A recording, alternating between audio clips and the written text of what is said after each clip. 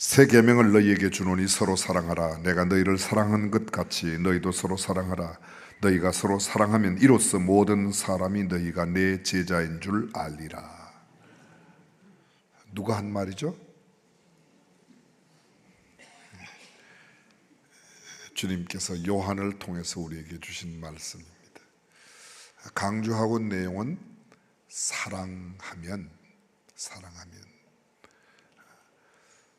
신앙생활에 여러 형태가 있지만 가장 중요한 한 양상은 사랑이라고 말합니다. 찬양도 기도도 말씀도 다 중요하죠. 그러나 내가 참 하나님의 자녀됨을, 주님의 제자임을 보여줄 수 있는 것은 내 노래가 아니라, 내가 말 잘하는 구변이 아니라 사랑의 실천이라고 말합니다. 어떤 날 율법사가 예수님을 찾아와서 시험하여 물었습니다. 선생님, 율법 중에서 어느 계명이 큽니까? 예수님께서 대답하시기를, 내 마음을 다하고 목숨을 다하고 뜻을 다하여 주 너의 하나님을 사랑하라 하셨으니 이것이 크고 첫째 되는 계명이요 둘째도 그와 같으니 내 이웃을 내 자신같이 사랑하라. 한마디로 줄이면 뭐 하라는 거야? 하나님 사랑하고 이웃 사랑하라는 겁니다. 이 두 계명이 온 율법과 선지자의 강령이니라. 한마디로 말하면 성경 전체를 딱 두 단어로 줄이면, 아니 두 음절 한 단어로 줄이면 사랑이라는 것이죠. 세상에서 기독교를 말할 때 사랑의 종교라 그렇게 표현합니다. 굳이 언급하고 싶지 않지만 불교 그러면 자비를 생각하는데요, 기독교, 성경 그러면 사랑입니다. 교회 그러면 뭐가 떠올라야 돼요? 사랑. 신앙생활, 예수 잘 믿는 사람, 사랑, 이렇게 연결되어져야 맞다는 거죠. 프랜시스 셰퍼가 그리스도인의 배지는 사랑이라고 그랬습니다. 십자가의 배지도 중요하지만 그리스도인이 내가 그리스도인임을 보여주는 것은 사랑이라고 말합니다. 그는 본래는 무신론자였습니다. 불가지론자, 하나님이 계신지 안 계신지, 하나님의 능력이 어떤지 사람은 감히 알 수 없다, 또 알아도 표현도 할 수 없다, 그게 불가지론자인데, 그러한 그가 어떤 날 예수님의 사랑을 만나게 됩니다. 그리고 난 다음에 변화되어서 성경 말씀으로 하나님만이 참 사랑의, 하나님만이 참 진리의 원조이시고 본류라고 이야기합니다. 그리고 그는 지식인들의 피난처가 되는 스위스 알프스의 라브리 공동체를 만들었습니다. 원래 그 라브리란 단어는 피난처란 말입니다. 지식인들, 전문가들, 이를테면 법조인들, 의료인들, 정치 지도자들, 교수들, 의사, 이런 사람들, 그분들의 치료를 위해서 라브리 공동체를 만들었습니다. 대화와 성경 말씀, 철학과 역사와 예술, 정치, 문화, 폭넓은 주제를 다루면서 참 진리는 예수님에게만 있다고, 성경만이 절대 진리라고 주장하는 논리를 펴면서 많은 사람들을 주님 앞에 돌아오게 했습니다. 그가 쓴 책 가운데는 The God Who is There, 거기 계시는 하나님, Escape from Reason, 이성으로부터의 도피, How should we then live, 그러면 우리는 어떻게 살 것인가 등등 우리에게 꽤 알려진 책을 많이 남겼습니다. 그가 대표적으로 이야기하고 있는 주제가 뭔가 하면 성경은 사랑이라는 거예요. 예수 믿는 사람, 사랑이라는 겁니다. 여러분, 우리가 오늘 예수님 닮은 사람 시리즈 9번째 생각하는 사람이 사도 요한인데, 사도 요한에게 붙여진 별명이 혹시 뭔지 아십니까? 그렇습니다. 사랑의 사도. 예수님의 성품과 사역의 핵심을 가장 잘 투영한 제자가 요한입니다. 내면적인 변화를 통해 예수님의 형상을 가장 많이 닮은 인상 깊은 제자가 바로 요한입니다. 예수님의 말씀을 자신의 인격과 삶으로 가장 선명하게 증명하여 보인 사람이 요한입니다. 예수님의 외형만이 아닌 예수님의 심장, 예수님의 내면을 닮은 제자, 그가 바로 요한입니다. 사랑의 속성을 지식적으로만 체득하고 가르치는 그런 선생님이 아니라 자신의 본성이 예수님의 사랑으로 재형성된 것처럼 마치 예수님의 말씀인지 요한의 말씀인지 구분이 안 될 만큼 그만큼 예수님화된 삶을 살았던 사람이 요한입니다. 성경 속에 요한이라는 이름을 가진 사람이 5명 있습니다. 우리가 오늘 생각해야 할 사도 요한, Apostle John이라고 하는 사도 요한이 있습니다. 여러분도 잘 아시는 침례 요한이 있습니다. 침례 요한. 베드로의 아버지 이름이 요한입니다. 바요나 시모나, 요한의 아들 시모나. 시몬, 베드로의 아버지가 요한입니다. 또 시몬이 있습니다. 대제사장 안나스. 이러면 잘 기억을 못하는데 예수님이 잡히시던 해에 잡히시던 그 마지막 이 땅에서의 육신으로서의 마지막 고난의 날에 잡혀서 가장 먼저 끌려간 곳이 안나스 제사장에 갔고 그 해의 대제사장이 안나스의 사위였던 가야바였습니다. 당시에 로마의 총독은 빌라도였습니다. 로마에서 파송한 총독은 빌라도였습니다. 그러니까 가야바의 대제사장 시절 대제사장으로 있었던 장인 그가 안나스였는데 원래 요한이라는 겁니다. 그리고 지난주 3부 예배 했던 마가 요한, 변대한 목사님이 예수님 닮은 사람 마가 요한 했죠? 2부 예배는 3부 예배를 안 드리셔서 마가 요한 마가에 대한 이야기가 있습니다. 긴 이야기를 다 생략하고 오늘 우리가 생각하는 요한, 이 요한이 어떤 사람인가? 세베대의 아들입니다. 야고보의 형제, 야고보의 동생으로 일컬어지고 그렇습니다. 요한복음과 요한일서, 요한이서, 요한삼서, 요한계시록 신약성경 가운데 5권의 책을 썼습니다. 우리가 조금 전에 읽었던 요한복음 21장 마지막 부분을 읽었는데 그 요한복음 21장은 베드로의 재소명과 함께 요한 자신이 사랑받는 주님의 제자, 사랑받는 제자 요한이라고 말하고 요한이 예수님에 대하여 기록한 것을 다 기록한다면 이 하늘과 땅 사이에 두기도 복잡할 만큼 그렇게 많다. 그리고 그것을 쓴 것은 바로 예수 그리스도를 믿음으로 구원받게 하는 그 내용이 담겨져 있다고 말합니다. 요한은 갈릴리 출신입니다. 여러분 갈릴리라고 말할 때 예수님의 12제자 가운데서 11명이 갈릴리 출신이에요. 한 명만 아니에요. 누구요? 유다만 아니에요. 유다는 어디 출신이죠? 유다 앞에 뭐라고 그래요 여러분들이? 가룟. 그 가룟이란 말이 지명이에요. 가룟 동네 출신 유다란 말이에요. 굳이 다른 제자들에게 이름을 붙인다면 갈릴리의 베드로, 갈릴리의 안드레, 갈릴리의 야고보, 갈릴리의 요한 이렇게 다 갈릴리. 폭넓은 갈릴리 지역 안에는 베세다도 있고 가버나움도 있고 그렇게 되어 있습니다. 일반적으로 갈릴리 그렇게 하면 다 통하게 되어 있습니다. 뿐만 아니라 이 요한은 그의 가족, 아주 가까운 가족이 이름이 성경에 나옵니다. 요한의 아버지가 누구죠? 세베대의 아들 야고보와 요한. 그러면 그 아버지가 누구예요? 세베대. 쉬워요 거꾸로.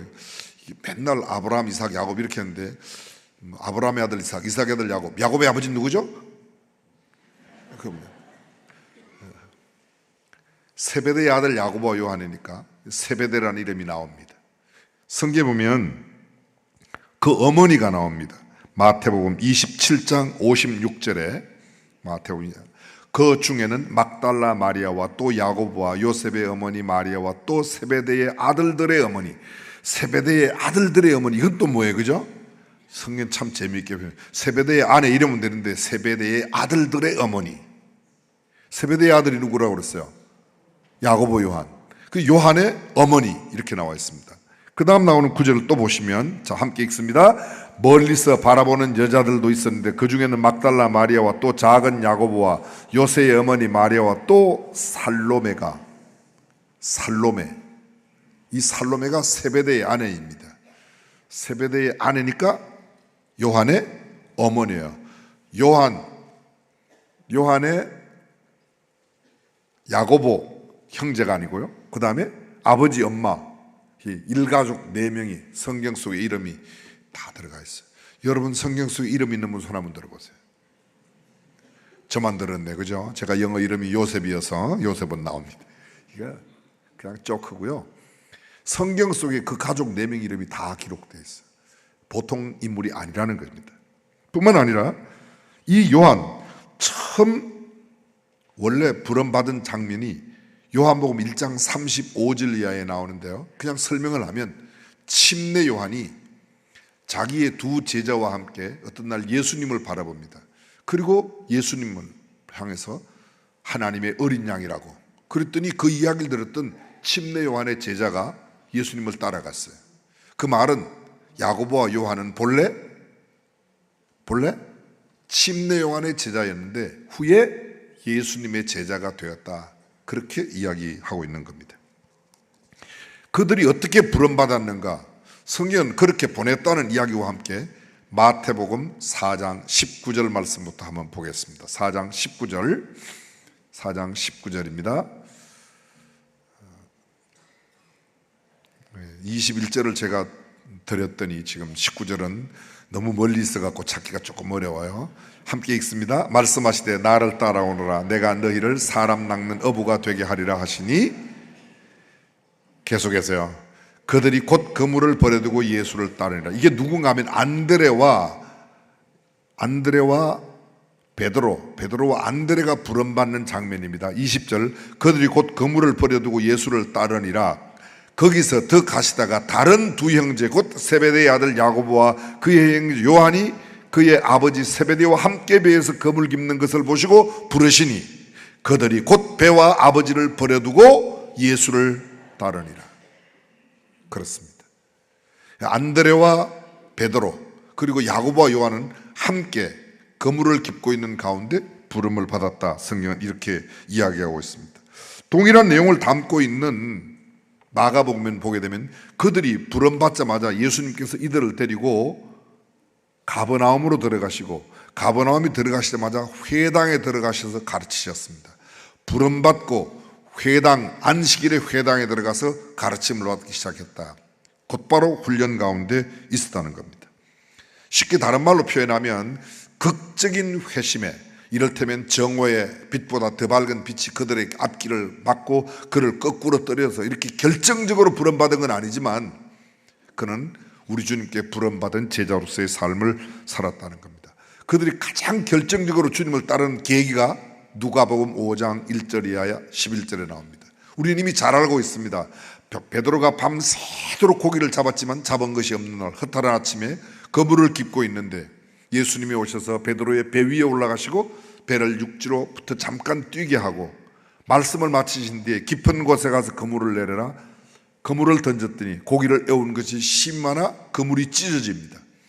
그래서 베드로가 손짓하여 자기의 동업자 세베대의 아들로서 당신의 동업자였던 야고보와 요한을 불렀더니 왔습니다. 2배를 채우며 2배가 잠기게 되었더라. 베드로가 예수님 발 아래 엎드려서 주여 나를 떠나소서 나는 죄인으로소이다. 예수님 베드로에게 말합니다. 뭐라고요? 내가 앞으로 사람을 취하리라. 그 이야기 다음에 그들이 베드로를 육지에 대고 모든 것을 버려두고 자 5장 11절 함께 읽습니다. 그들이 베드로를 육지에 대고 모든 것을 버려두고 예수를 그들이 누구예요? 베드로와 안드레, 야고보, 요한. 그 요한이 결정적으로 주님을 따르게 된 그 일이 성경에 나타나고 있습니다. 그렇습니다. 예수님께서 갈릴리 전도를 시작하자마자 요한과 주님은 동행했고 요한은 친히 예수님으로부터 직접 가르침을 받았고 중요한 예수님의 사역 순간에 언제나 베드로, 야고보, 요한이 함께했습니다.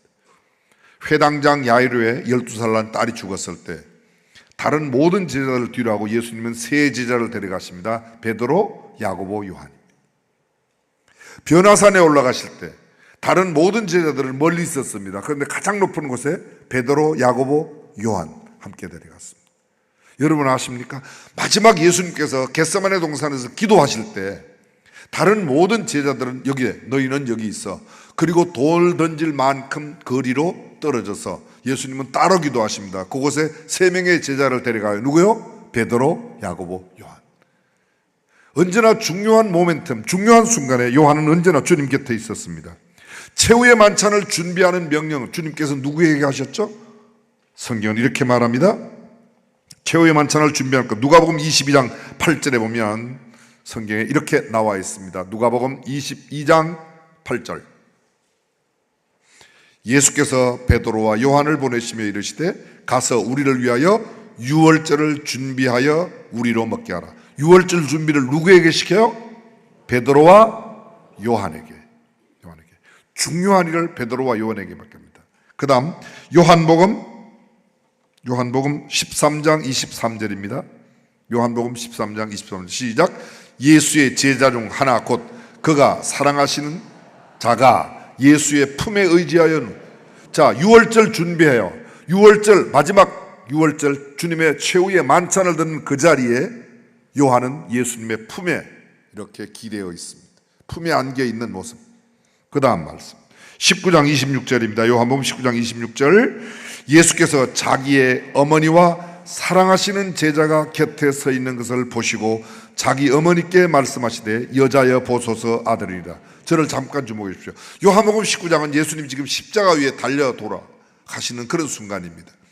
가장 먼저 하신 말씀이 아버지여 저들을 용서해 주십시오. 저들이 알지 못하고 이런 죄를 짓고 있습니다.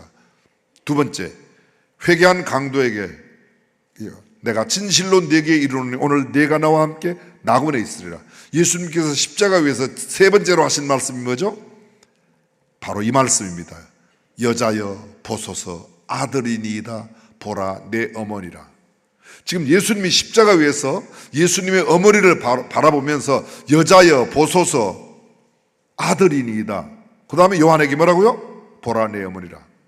다른 모든 제자들은 예수님을 다 떠나갔습니다. 예수님 십자가에 달리는 그 순간 십자가에 가장 가까이 간 두 사람을 성경은 기록하고 있습니다. 그 한 사람이 예수님의 어머니 마리아, 그리고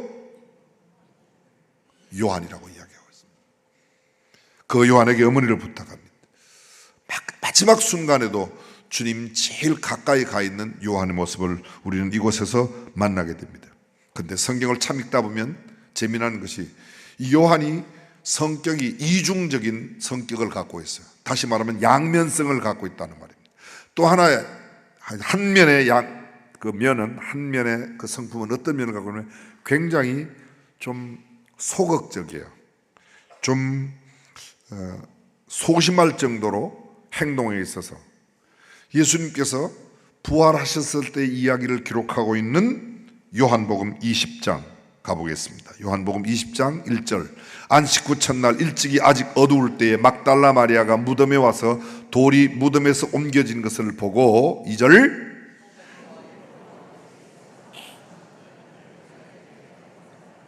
자, 잠깐만요. 누가 봤죠? 그래서 제가 성경 구절을 가능하면 화면에 안 뿌리려고 그러는데 들으면 기억하는데요, 보고 읽으면 기억을 안 해요. 1절을 보세요. 1절을 누가 봤는지. 안식 후 첫날 일찍이 아직 어두울 때에 막달라 마리아가 무덤에 와서 돌이 무덤. 누가 봤다고요? 무슨 시몬이 봅니까? 막달라 마리아가 봤어요. 보고 그 다음 2절에 베드로와 예수께서 사랑하시던 그 다른 제자에게 달려갔어요.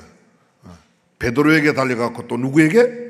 요한에게 달려갑니다. 예수님 사랑하시는 제자에게 달려가서 말하되 사람들이 주님을 무덤에서 가져다가 어디 두었는지 우리가 알지 못하겠다 하니, 무덤이 하여간 예수님의 시신이 없는 무덤을 보고 이야기하는 겁니다. 살아났다고 생각 안 하고 예수님의 시신을 누가 훔쳐갔다고 생각하는 겁니다. 3절 계속해서 보겠습니다. 4절 계속 연결해서 3절 4절. 둘이 같이 다름질하라. 둘이 누구가요? 막달라 마리아로부터 빈 무덤이 된 예수님의 무덤 소식을 들었던 베드로와 요한이 둘이 같이 다름질하더니 그 다른 제자가 베드로보다 더 빨리, 다른 제자가 누구예요? 요한은 달리기를 잘했던 달리기 선수예요. 저는 여길 보고 알았어요. 하여간 베드로보다는 빨리 달려갔어요. 근데 무덤에 이르러 구부려 세마포 놓인 것을 보았으나 들어가지는 아니하였더니, 그 다음 구절, 시몬 베드로는 따라와서 무덤에 들어가 보니 여기 두 사람이 대조되고 있습니다. 달리기는 요한이 잘해서 가기는 빨리 갔는데 무덤에 안 들어가요. 근데 베드로는 나중에 도착했는데 그냥 오자마자 무덤에 쑥 들어갔습니다. 대체로 교회도 보면 그런 사람이 있어요. 그렇죠? 뭐 설명은 안 드리겠습니다. 굉장히 소심하고 굉장히 소극적인 면이 있어요. 그런데 사실은 요한과 야고보가 이런 사람이에요. 예수님께서 야고보와 요한을 불렀을 때 가장 먼저 붙여준 별명이 뭐예요? 보아너게예요. 보아너게. 읽어보겠습니다. 또 세베대의 아들 야고보와 야고보의 형제 요한인 이 둘에게는 보아너게 곧 우레의 아들이란 이름을 더하셨다. 우레. 옛날에는 우레라고 썼어요. 우레. 지금도 북한에서는 우레라고 쓰고 우리 한국말 표준어는 우레가 맞습니다. 우레. 보아너게 우레의 아들이다. 벼락의 아들. 뭐 번개치는 이런 천둥 번개를 받는다. 그런 우레의 아들이라는 이름을 그들에게 줬다는 거죠. 성격이 하도 급하니까. 저런 이름이 왜 줬죠? 사마리아에 복음을 전했는데 사마리아 사람들이 복음을 전하지 않으니까 야고보와 요한이 예수님께, 예수님 하늘에서 그냥 벼락을 때려갖고 이걸 그냥 없애지죠, 이렇게 이야기합니다. 쉬운 말로 지금 제가 번역해서 알려드렸어요. 그렇죠? 이러한 모습들 때문에 그런 거예요. 또 사람에게 예수의 이름으로 귀신 쫓아내는 것을 보았어요. 예수님을 따르지 않는 사람들인데 귀신 쫓아내는 거 보고 요한이 그런 짓 하지 마라. 뭐 예수님께 물어보지도 안 하고 그냥 그런 짓 하지 마라. 예수님께서 야 가만두어라. 나를 반대하지 않는 사람은 다 우리 편이야. 그냥 둬. 그래서 별명이 이렇게 우레의 아들이란 이름. 한편으로는 굉장히 소극적이고 미온적이지만 굉장히 느린 듯하지만 또 한 면에서는 막 성질이 불같은 그런 성격을 가지고 있었습니다. 그런데 이러한 요한이 예수님을 만나고 예수님의 사랑에 변화된 뒤에 사랑의 사도로 완전히 변화됐습니다. 사도행전에도 요한의 이름이 나타납니다. 여러분이 잘 아시는 성전 미문에 앉은 안전뱅이, 40여세가 된 그 안전뱅이, 베드로와 요한이 제9식 기도 시간에 성전으로 올라가다가 그 안전뱅이를 만나죠. 그가 구하는 것, 그런데 베드로가 뭐라고 그래요? 은과 금은 없거니와 네가 구하는 은과 금은 내게 없거니와 내게 없는 것, 내게 있는 것 내게 주노니 곧 나사렛 예수 그리스도 이름으로 일어나 걸으라. 그가 일어나 걷고 뛰기도 하며 성전에 들어갔다. 그게 주도적인 역할은 베드로가 합니다. 그런데 그 곁에 누가 있어요? 요한이 항상 함께 있었습니다. 사도행전 8장 14절 이하에 보게 되면, 사도행전 8장 기억나십니까? 6장이 7명의 최초의 집사 선택입니다. 7장 스데반의 순교입니다. 8장 사마리아의 복음을 빌립이 전하다가 사마리아 온 성이 복음화되고 온 성이 기쁘게 되었어요. 그 소식이 예루살렘에 들려졌습니다. 예루살렘 교회가 그 소식을 듣고 사마리아인에게도 성령이 임하였다는 소식을 듣고 사람을 보내요. 누구를 보내요? 베드로와 요한을 보내는 겁니다. 베드로와 요한이 또 그곳에 가는 겁니다. 이러한 여러 가지 일들을 정황적으로 볼 때 사도 요한은 언제나 없어서는 안 되는 귀한 인물로, 베드로와 요한이 말씀을 전하다가 공회에 붙들려 갔습니다. 얼마나 핍박과 박해가 심하였는지 다시는 예수의 이름으로 말하지 말고 가르치지도 말아라.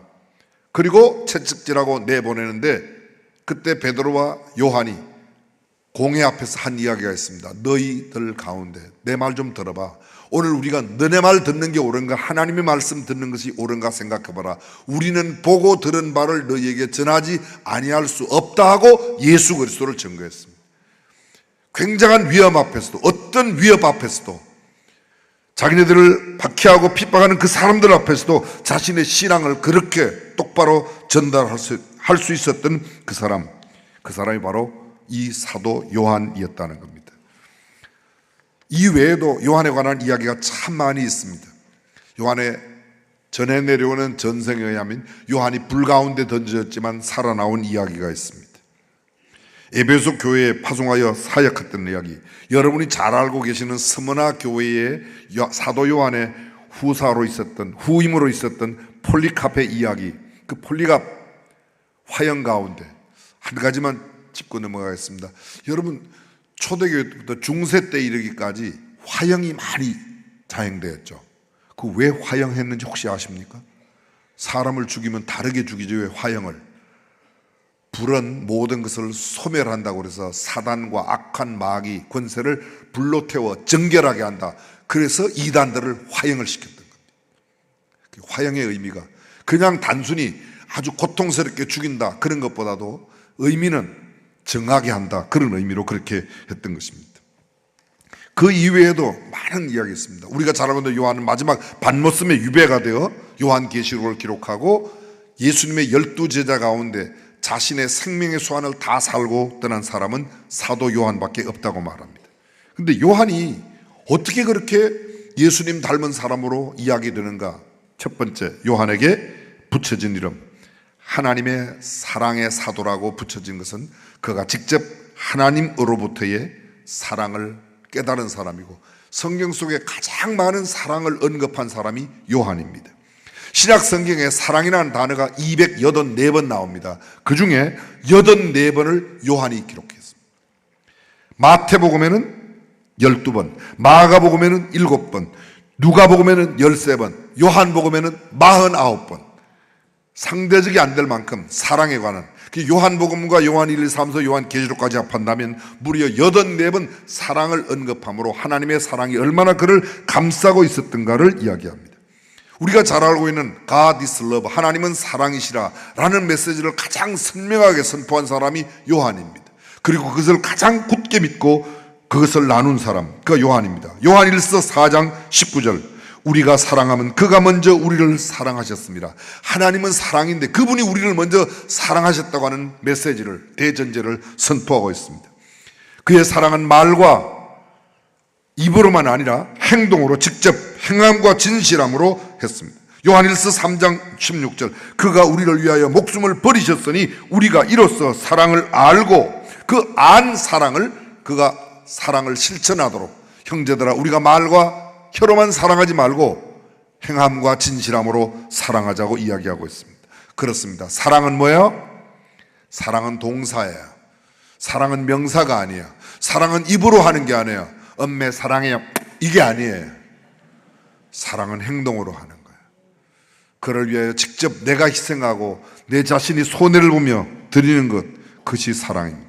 보아느게라고 하는, 우리의 아들이라고 하는 그런 별명을 가졌던 그가 이런 사랑의 사람으로 바뀐 것, 예수님을 만나고 우리 신약시대의 개념으로 말하는 성령께서 그 안에 역사하면서 그의 육신이, 아니 그의 마음 뜻대로 하지 못하는 여러 가지 제약을 다 이겨내고 성령의 역사로 사랑의 사람이 되었던 겁니다.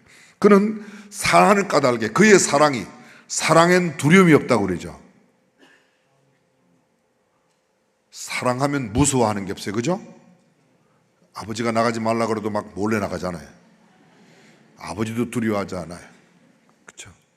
사랑하면 뭐 돈 없어도 어디 가서 만들어내는 자기가 다, 사랑하는 사람을 위해서는 사랑하면요 두려움이 없어져요. 그래서 죽음의 십자가 아래까지 같이 갈 수 있었다고 설명합니다. 사랑 안에 두려움이 없고 온전한 사랑이 두려움을 내어 쫓는다. 왜 두려워하는가? 진짜 그것을 사랑하지 않기 때문에. 정말로 사랑하면 두려움은 생기지 않게 되어 있습니다. 끝까지 신의를 지키며 사랑했던 그 사랑. 사랑하는 성도 여러분, 오늘 우리 시대에 가장 필요한 게 무엇입니까? 사람들은 흔히 말하기를 돈이라고 말합니다. 지위라고 말합니다. 그러나 그 무엇보다 가장 소중한 것, 가장 필요한 것은 사랑인 줄로 믿습니다. 교회의 기초가 되는 그 일에 따르면, 그 교회 기초를 이야기하고 있는 전성에 따르면 사도 요한은 나이가 많이 들었어도 늘 혼자 움직일 수 없을 때 제자들이 이렇게 의자에 앉은 채로 옮겨놓으면 그냥 앉아서 힘없는 말로 형제들아 서로 사랑하라, 형제님 서로 사랑하십시오, 그 말만. 제자들이 물었답니다. 맨날 그 이야기만 하십니까? 그랬더니 대답하기를 그래, 그것밖에 없어. 사랑밖에 없어. 사랑하면 모든 사람이 참 하나님을 알게 된다고. 온유한 노사도로 변하여 사랑받는 제자라는 정체성을 넘어 사랑을 유통하는 통로가 되었던 사도 요한처럼 오늘 우리가 예수님 닮은 사랑의 사람으로 이 땅을 정화시키고 변화시키고 사랑으로 보듬어가는 우리 중앙가족 다 되시기를 주님의 이름으로 축원합니다.